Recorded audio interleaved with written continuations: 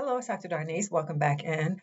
Hey, today I'm going to be talking, sharing a little bit about myself, but also asking you to think a little bit about where you are in life right now, too. So, I titled this video, Why I Walked Away from the Life I Built. And sometimes you just got to go, right? Sometimes something else is calling us, but we don't listen to it, right? Because we feel like, well, I have responsibilities, right? I have obligations. I have, maybe you have children, you have people depending on you, right? Like me, maybe you were raised in a family that had really high expectations. And so you needed to live into those expectations. And so everything that I created in terms of my career and my lifestyle was really based upon the idea that I had so many expectations placed upon me, really high expectations from my mother and the rest of my family. And I mean, I can't be mad at that. It's good that they wanted the best for me and that they encouraged me to do well in school and do all the right things, right? Do all the right things. But what happens when those things don't really align with who you are? Now, when you're a teenager, maybe I should speak for myself. When you're a teenager, I didn't really know, right? What do you know? And they ask you, okay, what's your major? You're going to go to college, and so what's your major? And so you pick something. I picked fashion merchandising. And I lived in Ohio, so I went to Kent State for fashion. And I was okay until I got out in the world and I started working in fashion in New York City. And I always call it my Mary Tyler Moore years. And if you know, if you're old enough, those of us who are 40 or 50 something, you'll remember Mary Tyler Moore, right? You're going to go to there's a woman who goes to the big city and you're going to make it after all, right? She throws her hat up in the sky. And so she's having a great time being in the big city. Well, that was me, but I didn't love fashion. Mm-mm, I didn't. I thought I was going to be an executive in the fashion industry. But after working in menswear manufacturing, I was like, this is not going to be it. So I left that and well, I mean, some years, right? I spent some years doing that and trying to find myself. I was on the path to building a certain life. I just didn't know it, right? When we're really young like that, 20 something, you don't even know what's really going to happen. But I was on the path and I was building toward a certain identity and a certain lifestyle, all of the stuff, right? I thought in my mind that I was going to be an executive in the fashion industry. I wasn't the design type. I wasn't like, thinking that I was going to be the next great designer. I was like the executive. Well, after having my own Devil Wears Prada kind of nightmare scenario over the years, I realized that wasn't for me. And the way I experienced that, and this may be something that you resonate as well, either then or now, what I realized is that I had chosen a career based upon expectations, based upon an idea that you have to have a good job and what that looks like, what that sounds like, a job title, certain amount of money, you know. And it occurred to me that's why I made this decision. I didn't really make this decision because this is what I really knew and felt drawn towards. I mean, fashion was fun and interesting as a teenager and, early 20s, but after that, mm-mm. So sometimes we are really ignoring the thing that is pulling us forward in terms of our heart, what we really want, that thing that we would do even if we didn't get paid for it. I told a young man who works with me now, I said, what is that thing you would do where you would leave your house on a rainy Sunday afternoon? You'd get up off your cozy couch watching Netflix or a movie, and you'd get up, get dressed, go out in the rain, drive across town to see or participate in what? What would that thing be that would make you leave your comfort zone and go out and still do it? And I told him, I said, and what if the thing cost $2 and all you had in the world was $2, but you went?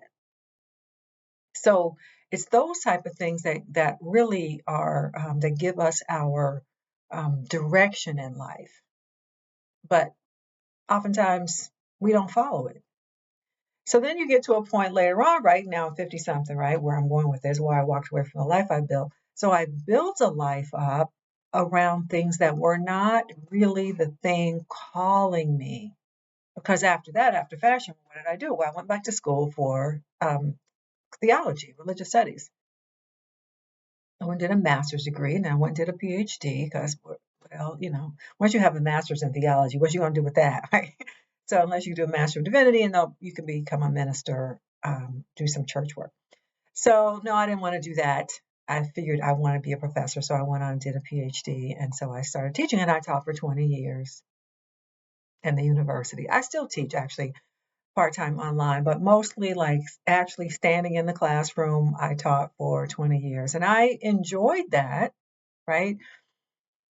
But it wasn't really the thing still. It was an aspect of the thing. When I was a kid, when I was a teenager, I was known as the librarian. I was always a studious kid. I was shy and quiet. Shy, quiet me. And I read a lot about world religions and mythology. And, I just loved reading about other people's culture and specifically religion. And so, when it got to be time for me to choose a major and go to college, my mother said, "You should be a teacher or a lawyer. Why are you doing this other thing? All you like to do is read and write." Of course, I wasn't listening. I didn't feel it that intensely, and I didn't know what to do with it, even if I did. So again, fast forward to my being 20 years as a college professor, I was enjoying what I was doing enough where even when things were challenging, and I was kind of second guessing choices, I was like, no, this is good. I mean, I get to show up and talk about the things I like and help young people find their way in the world. So that was good. And then, and now maybe I should say, um, I realize I really have to walk away from all of these things that have been distracting me because what was really underneath all of those things? It was always the writing. When I was a kid and a teenager, I used to make up stories. I used to fill spiral notebooks with stories. My grandmother used to give me spiral notebooks. She'd go to the grocery store, she'd come home and she'd give me a spiral notebook because I was using all her spiral notebooks for my stories. And she needed her own spiral notebooks for her recipes. She was a cook, and so you know, she needed them for herself, and I was using them up. And so she would bring me spiral notebooks, and I would fill them up with stories. And so I was always a writer. And now, I mean, I've written books, right? I'm working on one now. That is my through line. I'm a writer. And maybe if I'd come from family who was a more creative type, they would have really pushed me or, allowed me to be on that path from the start. But what they said was, you have to get a good job, right? You have to go to school, you have to get good grades, you have to go to get good grades in college and all the thing. And, all the stuff and be successful and do all that. And so I did. And so, like many of us now, 40, 50 something, we're like, especially because our society is really, well, crashing and burning in a lot of ways, right? The old institutions that we have always thought would always be here, always be, strong organizations, and that you would work, you'd get a job and you could stay there for decades. We don't live in that kind of society anymore. And many of us are thinking, I don't want that. Like after, COVID, many people said, I don't want to go back to work, or, oh, I'll just stay working from home. And then companies said, no, you can't keep working from home. You've got to come back in the office. And people are like, well, maybe I don't want to go back into your office. What else is there for me to do? And so many of us are deciding, you know what? It's more meaningful to me that I get to do really what's on my heart, what's always been on my heart. And now that I can look around and see, like, you know what, if it's not going to be now, it's probably not going to be ever. Because in a minute, I'll be thinking about retirement. I'll be thinking about, slowing down in some way, right? So, and I'm for myself, maybe in like 15, 20 years before I would think that. But, it's like a mindset. It's a mindset. And so now in my late 50s, I'm like, no, I got to do it now. And so everything that does not align with where I'm trying to go has to go in the back burner or just away, right? Which is somewhat challenging, right? Scary because I don't necessarily know exactly what that's going to look like. But, some days I say, I just need to go get a job at somebody's like cosmetic counter at the mall and just do my little shift and come home where I could write my book and take my clients or whatever I want to do, right? I, you know, and you may laugh because I even laugh and I go, what would I do at the cosmetic counter? Well, that's another hobby of mine, like, skincare, cosmetics, giving face, right? I could do that. It's a job that's simple. I do a shift, I leave, I gotta be thinking about it, I gotta be grading no papers so that I could really be doing the work that most aligns with me. And then when I start publishing those books, because it's multiple books. I'm working on a book that's the first in the series. And, I already know it's the first in a series of it, probably 3 books. And then after that, I'm on, right? I'm making up for lost time. So I'm saying all that to say that um, at this point, I know that creativity is healing. It helps us remember who we really are, right? Like whatever that thing is that's calling you forward, it is letting you know, reminding you who you really are. Are you an artist of some kind? Like who did you really come here to be? And by that I mean what makes your soul happy? Because we think, because we live in, those of us in the United States living in this capitalist society, that we should just pursue money.